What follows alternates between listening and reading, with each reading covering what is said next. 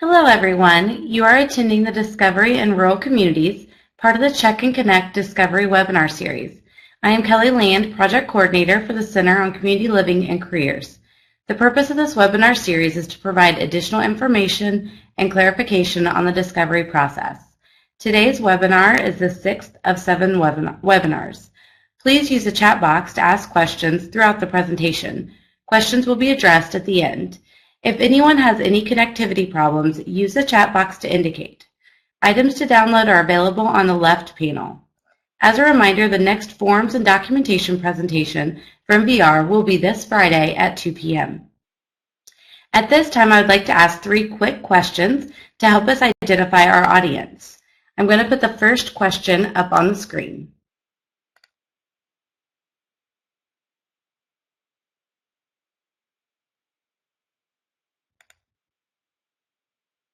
Okay, if everybody can see that, if you want to go ahead and mark your answer, I'll give you just a few minutes.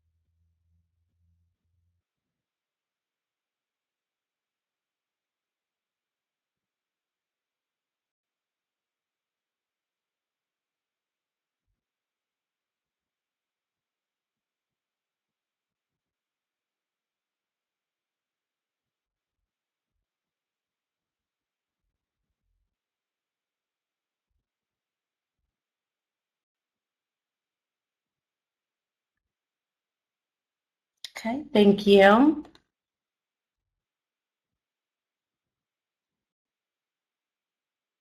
The next question.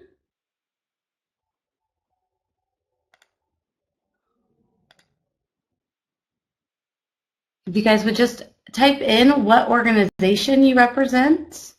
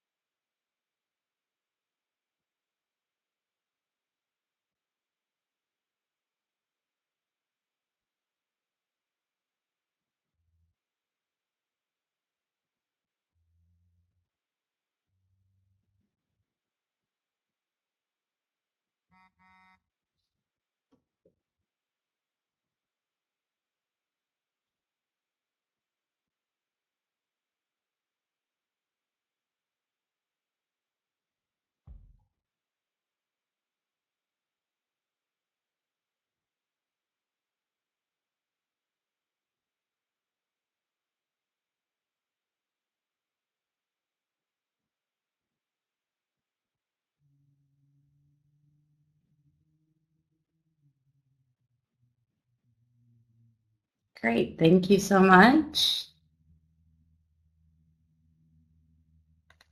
And then our final question.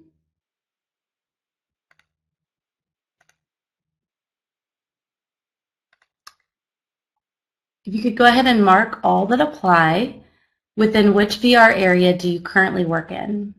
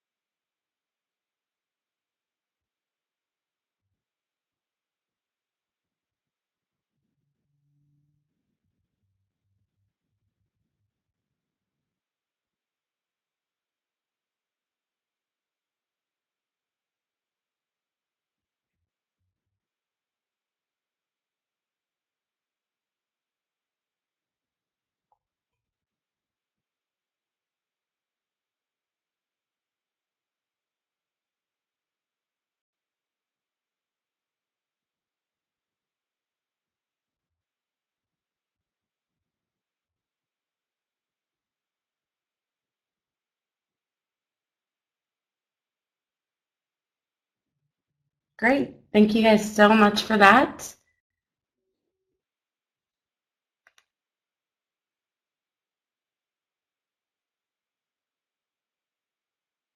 Let me close this poll out. Okay, and at this time, I would now like to introduce Patty Cassidy, a consultant with Grimace Hamas Associates, our presenter for today.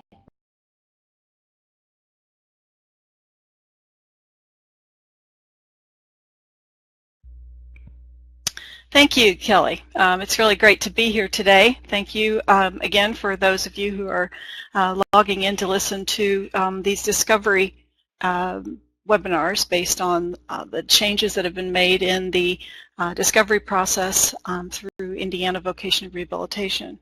I'm today here to talk about discovery in rural communities, and I understand that many of you are probably working in rural communities, but for those of you who may not always be in those rural areas, I think that you'll find the information very similar to what we might want to include in our discovery practices, whether it be in rural communities or in more urban areas.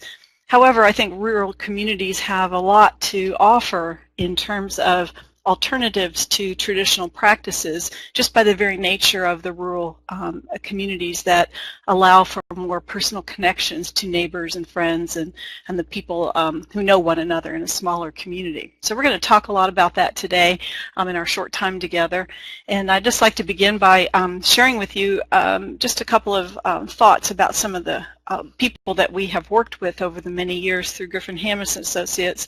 None of these pictures, unfortunately, are from Indiana at this point in time, but are certainly from across the country that give us kind of a flavor for the ways we go about talking to people in community settings, getting to know our community better in the process of discovery, not just spending time with a job seeker alone, isolated, or in a more traditional evaluative process. So some of the individuals in these pictures are folks that are currently working in jobs of their own, or who are attempting to try on tasks in actual community places that were developed and designed specifically for them, not in a traditional set up pre-arranged assessment sites. And that's what we'll talk about today. So as we move forward today, I just want to share a bit about maybe some of the concepts many of us already are aware of in terms of attempting to find employment in rural communities. Discovery is the foundation of employment, and employment doesn't happen in the absence of getting to know our job seekers. So we really need to think about where we're heading with discovery. That the purpose of discovery is not to determine someone's ability to be employed or lack thereof. You can't fail discovery, as we like to say. Discovery is to answer those questions about who is somebody. So it's really a description of a person and their abilities and skills and interests and capacities and talents and needs for support. So we certainly have to look at, as we're involved in getting to know somebody, what is the impact of the community in which we are working? And so all of us, I think we can probably agree that we have a lot of challenges in working in rural communities. I've been involved in a couple of projects myself that have been in rural Florida, the panhandle of Florida and central Florida, as well as in the Appalachian communities of southeastern Ohio, where there's a lot of unemployment. So there's always a huge lack of jobs as we look at rural communities, in that many people are struggling to find employment, and that there are not often a lot of businesses. There'll be smaller or a less number of opportunities for employment. We also find that there's often a lack of employment services in those rural communities. Some of us who work for agencies might find ourselves driving long distances to get to a community that we're maybe not familiar with, only because there's not an employment service provider in that area, and so we are leaving our own communities and driving at a great distance to other areas to provide that service. We also find that in many rural communities there's a lack of funding. And in fact, sometimes the funding we receive to drive those distances does not pay our costs for delivering our services in those more rural or distant communities. So I think we need to think about some of the challenges that also are always apparent for the lack of transportation, that many times we work with people who have more significant disabilities who are unable to drive and unable to access transportation to get to and from, that need the help of a provider organization or some system developed to help them get to and from work. So that has always been an issue. And I think that certainly we have a lack of training and education, both on behalf of the job seekers who are seeking employment, for many of the folks that we work with that have more significant disabilities, but also for us providers, where we lack some skills and training on how to adjust our service models to meet a more rural community. And I'm sure we probably can come up with others that also challenge us in rural communities. These are just some that we have attempted to address through some of our projects that we've worked on in our rural communities across the country. I think that one of the things we forget to think about are some of the opportunities that exist in rural communities, and to necessarily revisit how we perceive our communities. That there are some opportunities that are often missed, and one of those is that we have a lot of small and medium-sized businesses and business owners that we can directly talk with in our rural communities. They're usually the main source of jobs in our communities, and they're not the large corporations or big hiring companies that we seem to think we have access to in larger communities or in more urban areas. But it truly is an opportunity when we can actually meet with the business owners. We can talk to the people who actually make the decisions about hiring. So it's a wonderful opportunity, and we'll touch on that a little bit more. I think that also in rural communities there's usually a need for more skilled labor. And in that circumstance, we're going to talk a bit about that later, and in our next session on rural job development, is that we may not have, as some of our applicants that we're representing may not have the skills, but the fact that a company needs skilled labor may allow for opportunities for job carving or creation in the absence of the skills to do the tasks that others who are more skilled can be relieved from, and to do other work that brings in more income. Another opportunity is just the social capital that exists, just the kind of connections that more rural communities have in terms of everybody knows somebody who knows somebody, or people know each other fairly well. So we need to draw upon the social capital in our communities as a means for delivering our service, as opposed to applying our service methodology to a community. We'll touch on that here in just a few minutes. So I think that one other issue is that there's a lot of various projects that focus on rural community development.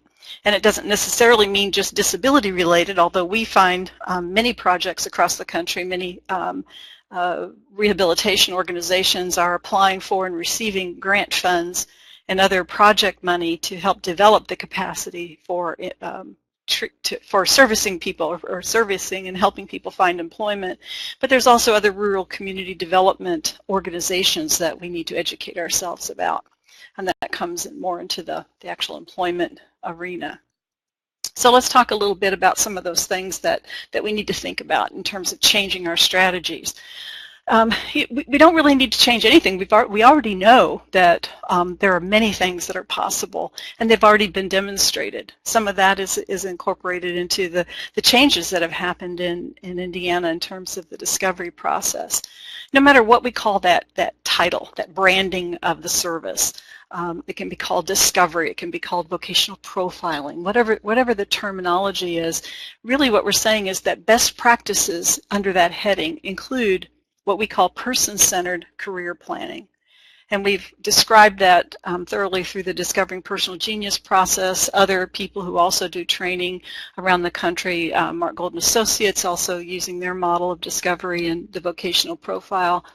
But what we're truly talking about is a person-centered practice of using the processes of getting to know somebody and helping them find employment. Coaching and ongoing support through the entire process is person-centered. And that is a difference from our more traditional methods of evaluation. So thinking about our understanding of the person or the individual skills and tasks and the discovery practices that we use to get to know them by doing things with people, getting to know their needs for support, all of that needs to be community-based understanding.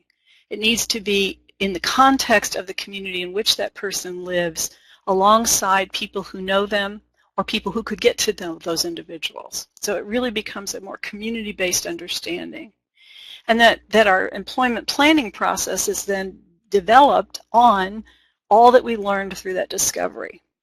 And it all leads to employment. So we can't leave out, we can't separate the employment development process from discovery. They're not one and then the other. They're actually a flow-through model that overlaps somewhat. And so the opportunities in community, in rural communities, really lead to a lot of interest-based job negotiations, a lot of opportunities for individuals to negotiate a job duties and wages that are based on an economic development approach that are really, really important to understand, and also opportunities for self-employment. What we really want to think about is that discovery will help us understand who is this person and what is going to be those ideal conditions of employment that need to be present in order for that person to be successful. It is not about just determining a person's individual interest by asking questions. It's not just simply understanding a common set of skills that an employer might need and matching them to a labor market approach, but really understanding what are the themes that this individual has in their lives, the emerging themes, those kinds of not only interests, but interests that are packed tightly with a set of skills and practices that the individual can employ that will help drive the discovery. So we really, really want to be seen in terms of discovery is that we've got to think differently from our traditional assessment models. Discovery is active. It means doing things with people, actively engaging with other people, with tasks in a community place, in places that are familiar to the person, but not just sitting down across a table and talking about it. Certainly we do have conversations, we do interviews, we do talk to people, but it's not enough to ask, what are your interests? But it's even more so is that if you have an interest, then what is the evidence of that interest? What do you do in relation to your interest? And how can we capture the kinds of things that you do and the skills and tasks that will help us think about how those things can be used within a business setting? Discovery is also, it's not necessarily fast-paced, but it's focused pace, and it does occur in a short period of time, usually between 2 and 6 weeks of time if we're planful and we're good at doing this. I think for so many of us, our process of learning to do discovery takes us a little longer, but once we've been doing this for 6 months to a year, we'll become more effective with how we use our skills in discovery, and also how we have enriched our process by calling upon and using the community membership, the neighbors and friends, the social capital that we can help develop around the job seeker to be more effective. It really pushes at not only the comfort zones of us, but also maybe of the individual job seekers, because we often are, we'll take care of that for you. We often come in, do a quick assessment, then we go out and create the job interviews or help people fill out applications, and it's not as, maybe community-based, it's not as socially, maybe socially engaged with other people as we have in the past. So we're going to think about some strategies that will help us move past that as well. And I think that another way to think about discovery is that it's authentic, that we are not going to be doing discovery assessments in traditional ways. We're not going to use traditional job sites that we pre-arrange and set up, but that we're going to do them authentically along the lines of an individual's the individual's actual skills and interests and capacities that they have right now that we can begin to build upon. And that the processes are a series of events, not just one or two, that we want to help people experience. But we want them to go through a variety of opportunities and environments. And we're going to do them in ways that are both familiar, where they can currently show us what they know how to do. I like to say it that way. Show me your stuff. Show me what you currently know how to do. And then arrange for and create other opportunities where things are similar, familiar, based upon a person's interests, using different skills and tasks, and then doing those in unfamiliar places that we help to create. So we do this because we want to help uncover not only the interests that people have, but also those tasks and skills that may have specific use in a business or in a business arrangement. It also helps us to reduce the time spent on formal assessments. And I think for many of the folks who have maybe more significant disabilities, people with developmental disabilities, people with cerebral palsy or autism, folks that we have struggled using some of our more traditional models, discovery is more personal, and it allows us to reduce the time spent on doing these large or longer formal assessments by doing things where people already are successful.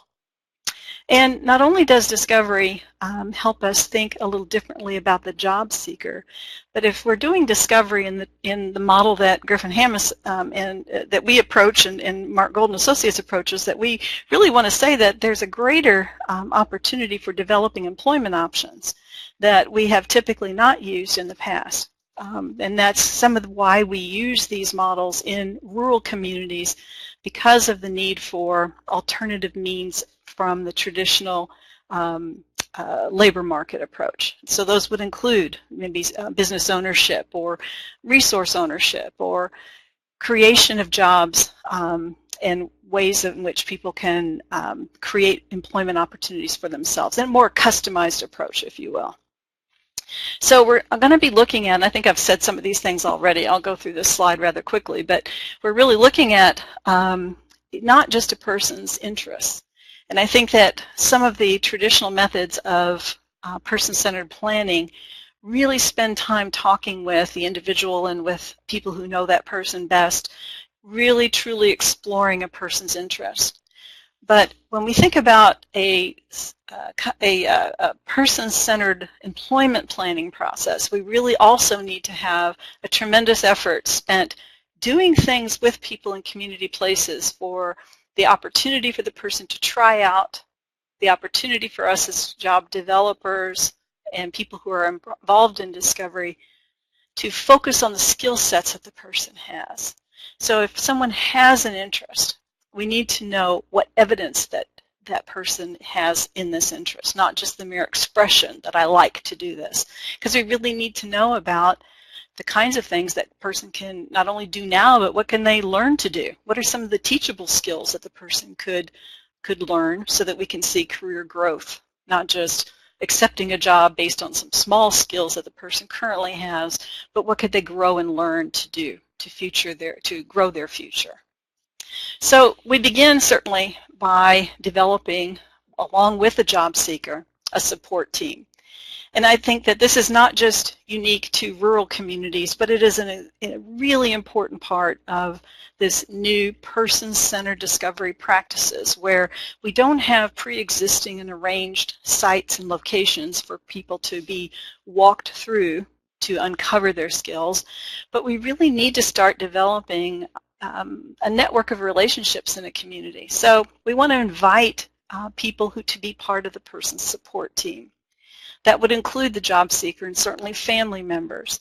It could include the VR counselor. It could be any of the direct support professionals that the person might have in their lives in terms of residential support staff, or maybe some day support staff if they're involved in some kind of program.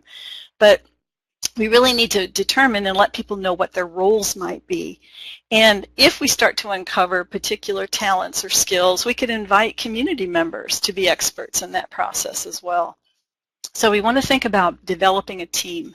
If you do not have a team, then all of the burden and the support for that person falls on one individual, the employment specialist.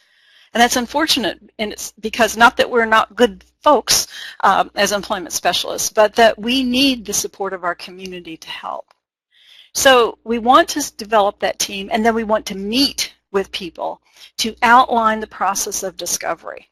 Because for many people, not only the job seeker themselves and their families, but also the support staff and community members, they see employment and the process of getting to ideas about what jobs should be about is more traditional. They might be looking at, well, there's a job over, at the local gas station, or there's a job opening at the grocery store, and why don't you go apply? But we really want to explain the process of discovery, how we're going to spend time getting to know you, how we want to get to know your skill sets. We want to do some informational interviews.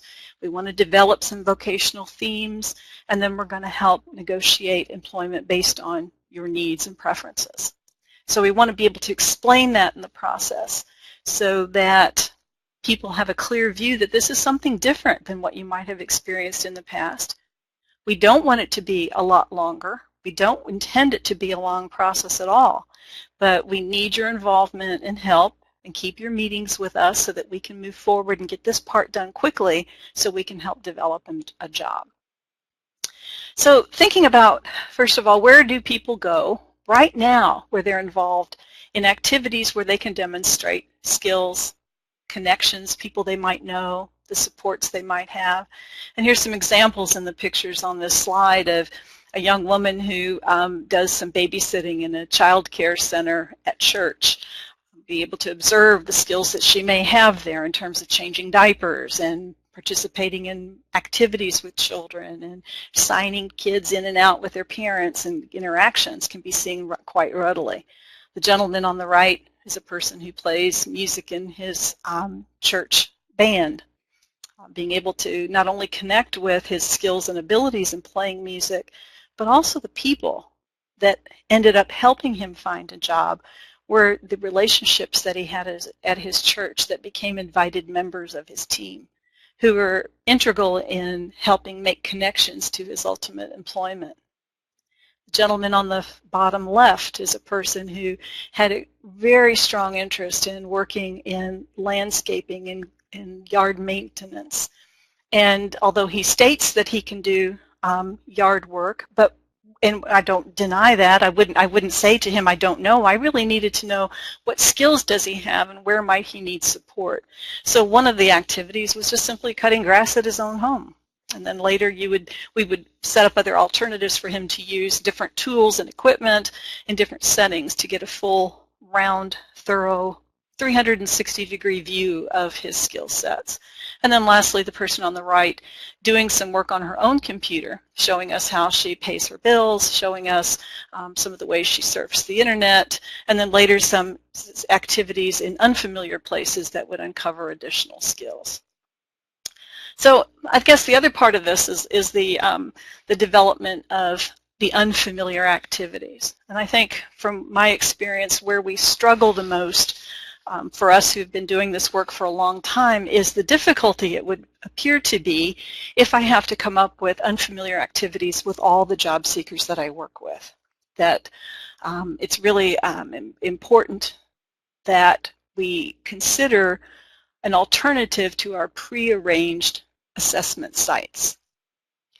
That when we use those pre-arranged assessment sites, we are not considering the individual and not considering the sites based on the job seeker's individual interests and emerging themes.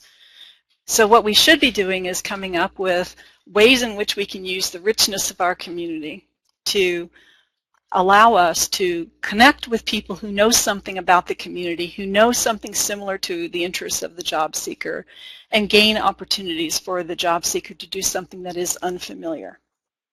I think when we use those prearranged sites that we don't allow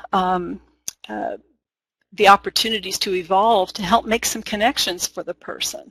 I think that we don't have an opportunity for the development of natural and real relationships with other community members that share similar interests, similar themes, and that perhaps could become a mentor or could help develop more social capital or connections, or possibly even employment to evolve.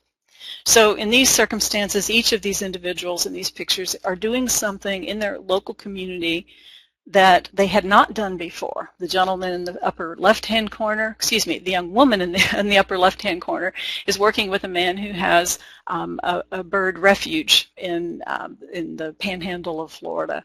And she was coming in to help assist with some of the animals that day, getting a chance to show and demonstrate some skills she had, not in a familiar place, but in an unfamiliar place. And again, the gentleman in the bottom left side is the person that played the trumpet at his church, but here he has an opportunity to work with a company that repairs and rebuilds instruments for a school system, and he's taking apart and cleaning and putting together a trumpet. So I think that just being aware of the opportunities that we use in our local communities, particularly rural communities, becomes sometimes complex when we develop a number of assessment sites. And I'd like to give you an example. I'm working in Ohio in a rural community where an agency does a great job and has actually opened offices and services in another community, another rural county nearby.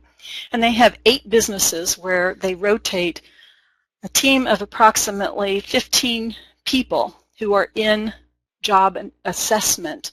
And they will remain in those same 8 sites, moving every day from location to location until they find employment. And unfortunately, I think with the best of intentions, many of them are young adults who have just exited school, and some people who have wanted to leave the workshop and want to have a chance of employment, and they use this model.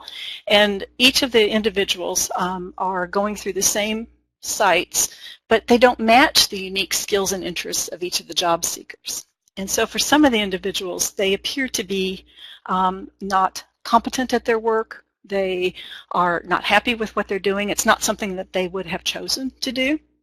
And so I think for some of these individuals, the adage that we like to use is we do not allow people to ever appear incompetent.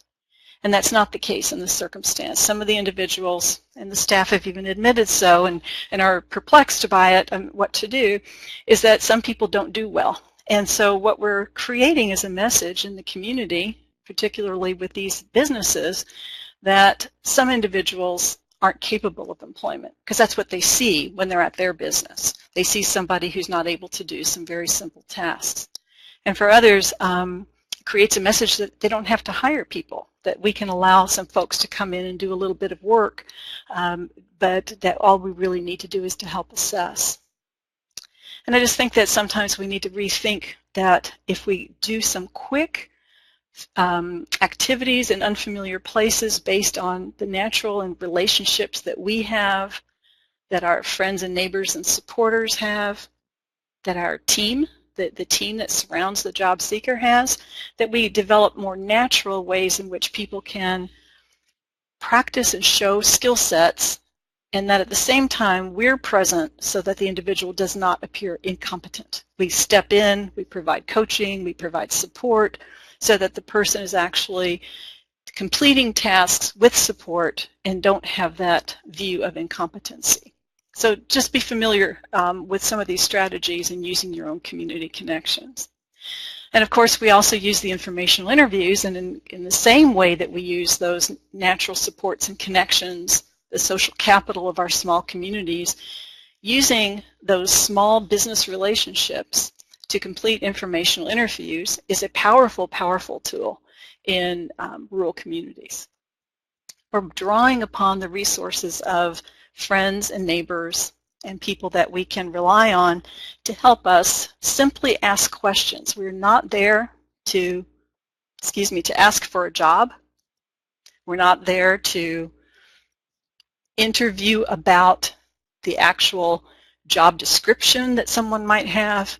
As we've talked about in a previous session, and you all learned in your training, an informational interview in this context is really about, tell me a little bit about the community, about your business, Where do you see yourself in 5 years? What have been some of the changes that you have seen in your business? What suggestions and advice might you have for this job seeker? And I think that really the informational interview really helps not only the job seeker gaining knowledge about where their career interests might lead them, where their current interest or skill sets might lead them, but it also helps increase the job developer's understanding of that particular business. And it also helps develop some social capital. It really helps us start to see that there are some people in our community who are willing to sit down and talk with us, regardless of whether they're willing to hire, regardless of whether you're there to seek employment. They are willing to sit down and talk to you about their business.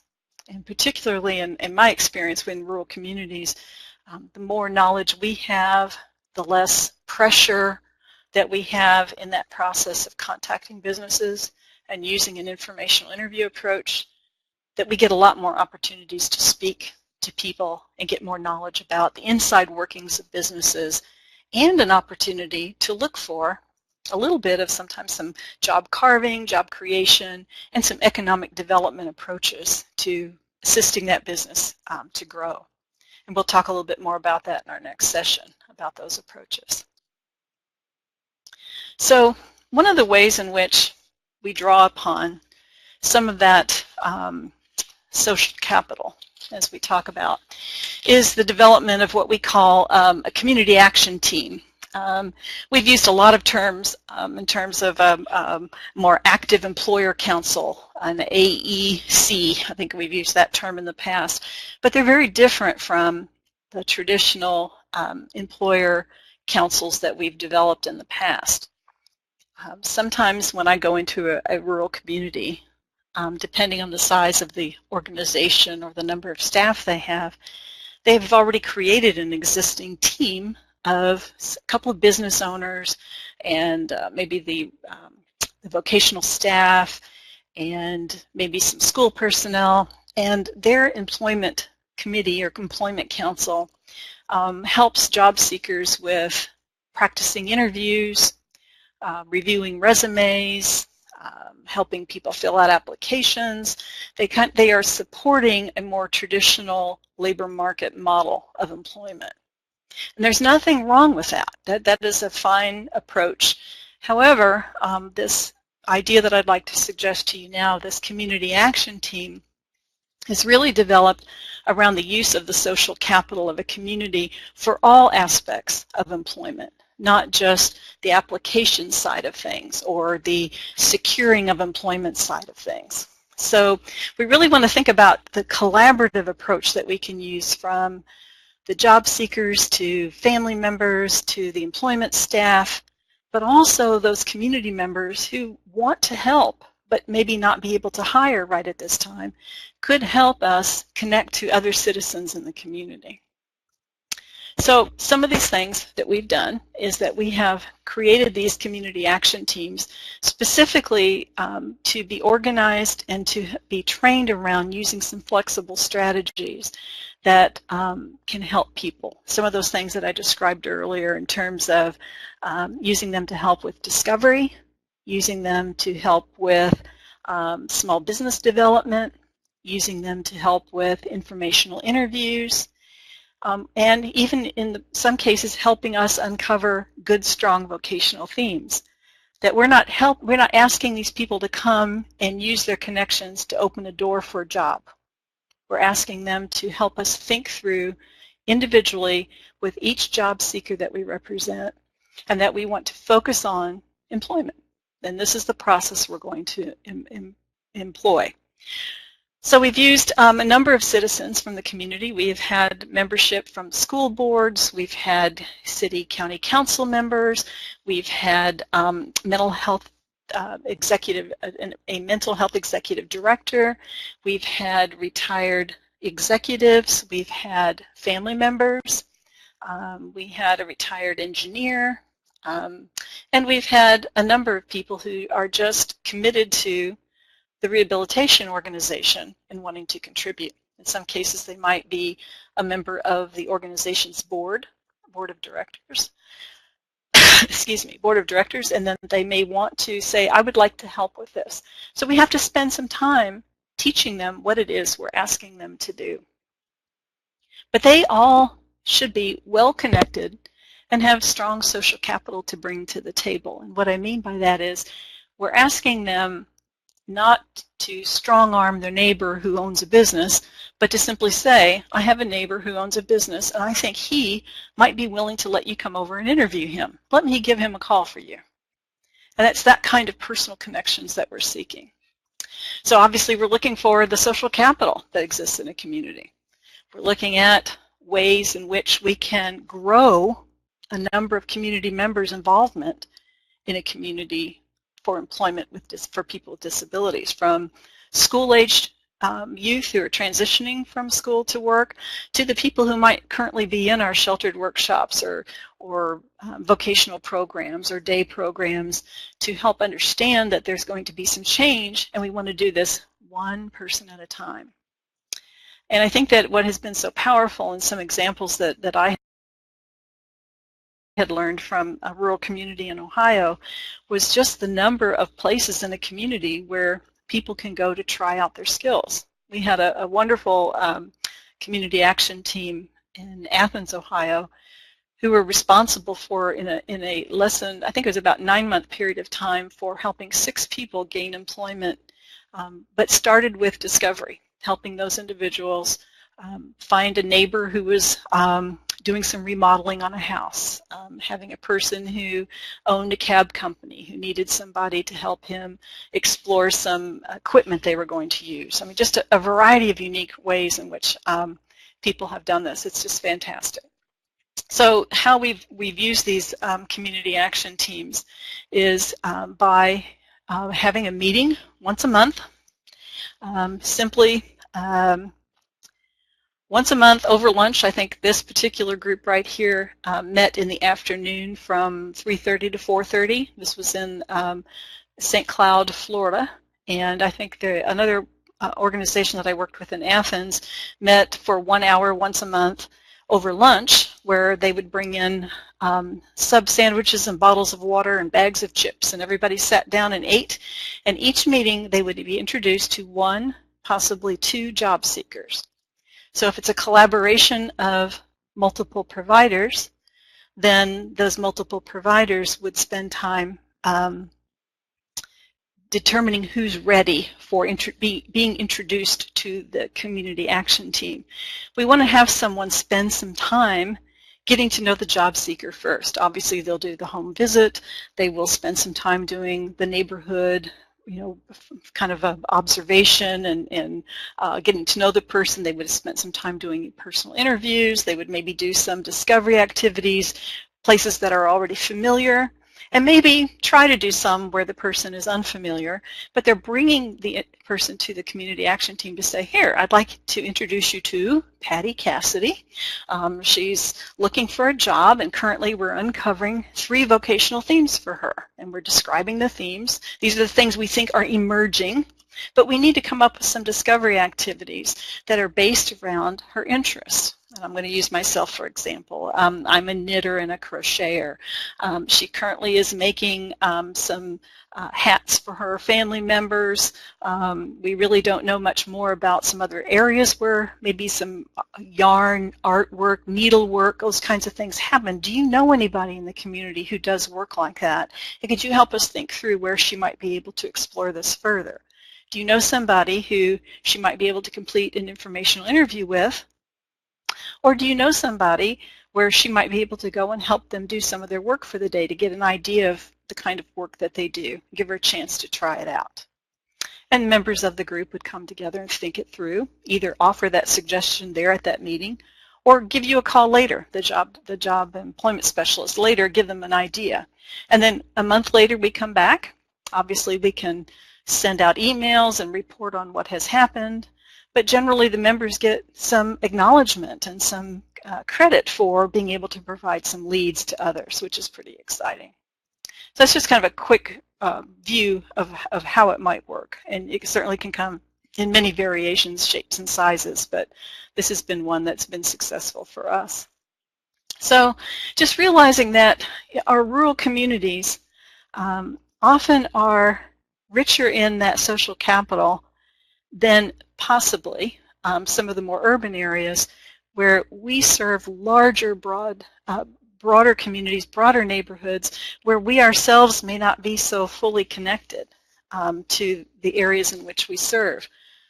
If we're driving from one community into a rural community, we're not going to be as effective because we're not a member of that community.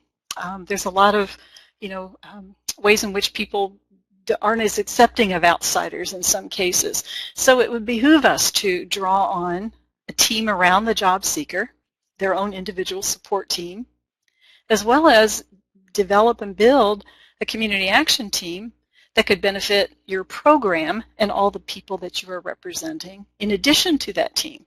So that as an employment specialist, you have a lot more help than just you by yourself. And it is just a great opportunity to get some extra hands, extra ideas, a lot of people to help think through the process with you. So thinking differently about discovery, I think, is what we hope that this session would lead us to in terms of using those natural networks of connections and people that we know, and thinking about who can vouch for you. And that's really a powerful term, I think, in our culture. When you want somebody to be able to call upon another, you usually want to drop a name or think about somebody who could help open a door for you. But at the same time, it's really that person giving up their social capital and vouching for you and for the job seeker to call on their neighbor or their friend or their associate and ask them to give you a chance to meet with you, to talk to you. So it's really powerful. Another way to think about it is that these activities need to be specific to the job seeker.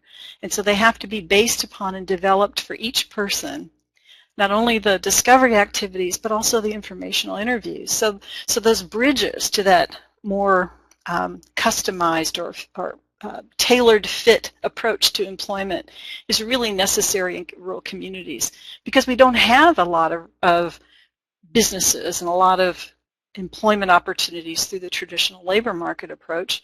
We really need to build on that. We really need to build on our connections. I'm just going to touch on this briefly. We'll spend more time at our next session when we talk about job development. But sometimes we get caught, and this is a diagram that shows a variety of ways in which we can think about who to call, ideas to generate. So if you're thinking about somebody that really likes working around food or works around animals, there's lots and lots of ways to think about activities that we could help develop and to pique the interest of the community members.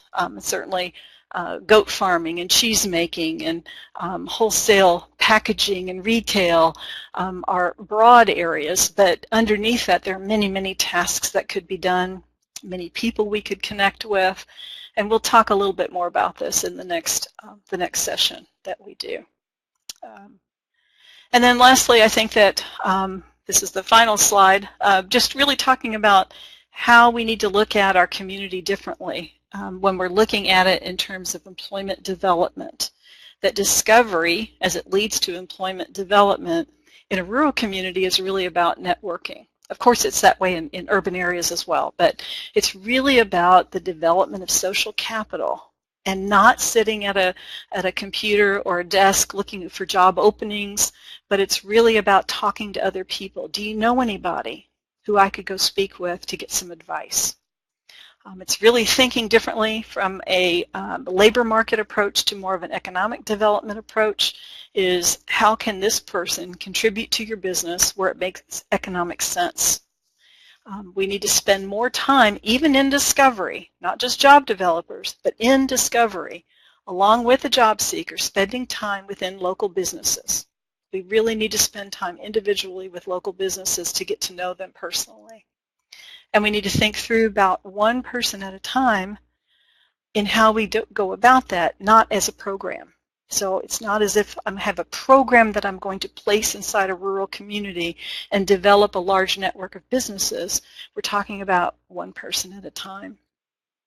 And really thinking about disability doesn't occur in a vacuum, in that all of our community, wherever we live, disability is a large part of that community, and that we shouldn't ignore that, and we should not keep people with disabilities separate from that.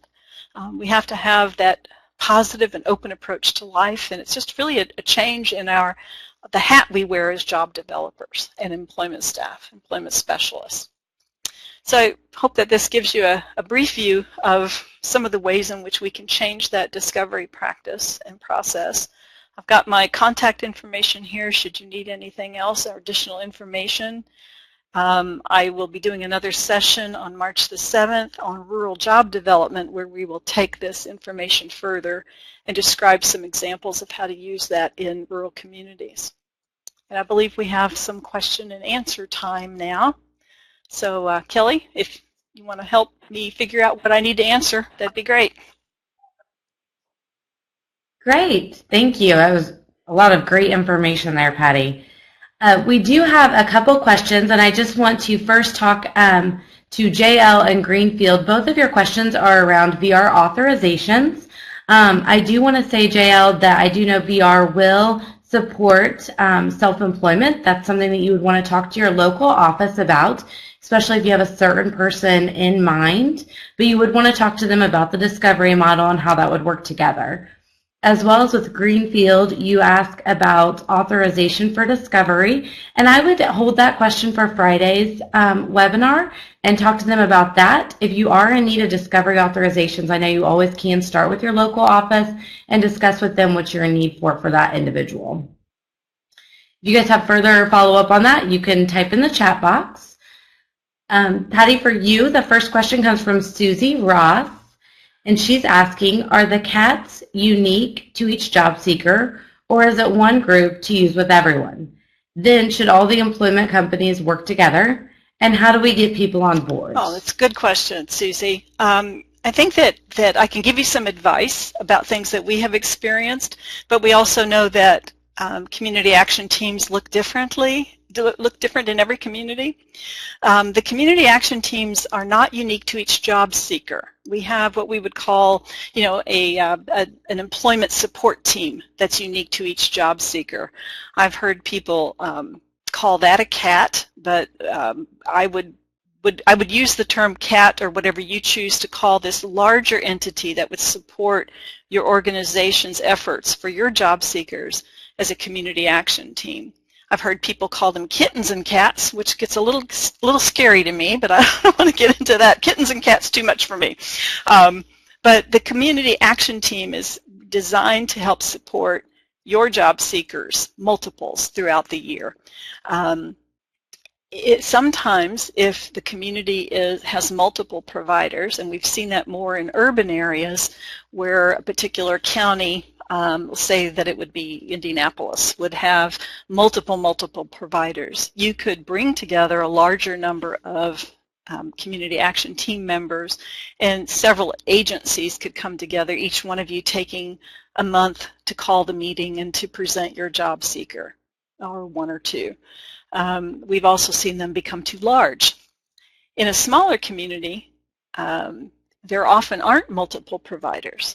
It's often more difficult because in some small communities there may not be a large number of job seekers. Some of the communities where I've worked, they've been so small that VR uses a traditional traditional approach for some of their job seekers, and for people that need a lot more intensive discovery, they may only have 6 or 7 or 8 people throughout the whole entire year.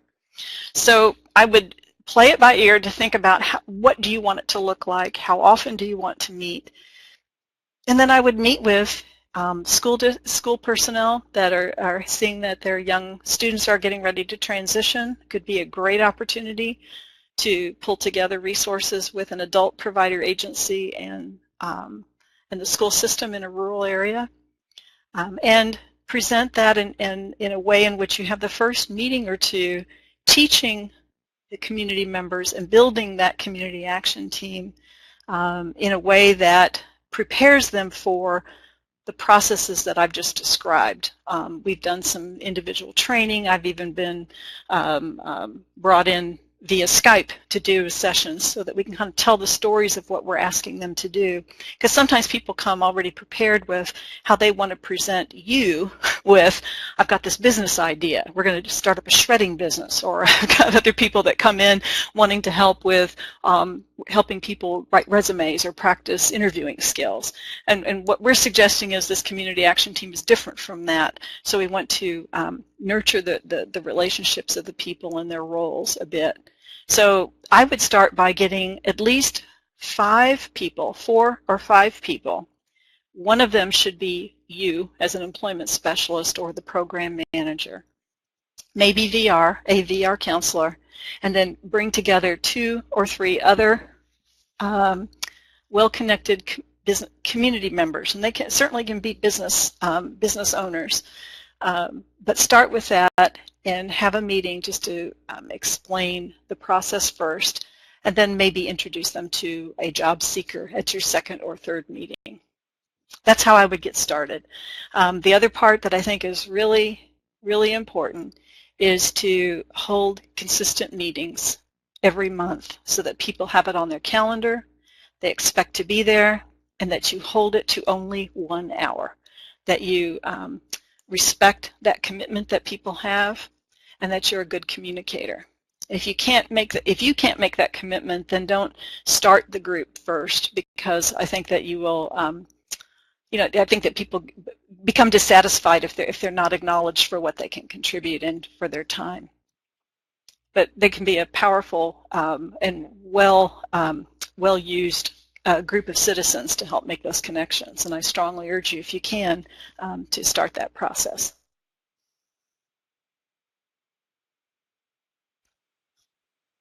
Wonderful, Patty. Thank you so much. I've typed in the box to see if there's any other questions for Patty.